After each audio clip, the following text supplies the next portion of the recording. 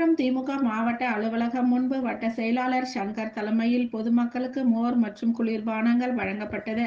Kanchipuram DK. நம்பி தெருவில் உள்ள மாவட்ட கழக அலுவலகம் முன்பு மாவட்ட செயலாளரும் சட்டமன்ற உறுப்பினருமான சுந்தர், காஞ்சிபுரம் சட்டமன்ற உறுப்பினர் எழிலரசன், பாராளுமன்ற உறுப்பினர் செல்வம் ஆகியோர் தலைமையில் கோடை காலத்தில் பொதுமக்கள் பயன்படும் வகையில் குடிநீர் பந்தல் திறந்து வைத்தனர்.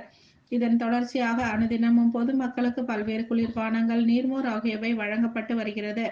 அந்த வகையில் இன்று காஞ்சிபுரம் மாநகர 2வது பகுதி சார்பாக வட்ட கழக செயலாளர் சங்கர் ஏற்பாட்டில் பகுதி கழக செயலாளரும் மண்டல குழு தலைவருமான சந்துரு தலைமையில் 24வது வட்ட மாமன்ற உறுப்பினர் ஷர்மிளா அனைவருக்கும் டாடா குளுக்கோஸ் மற்றும் நீர்மோர் வழங்கினார்கள்.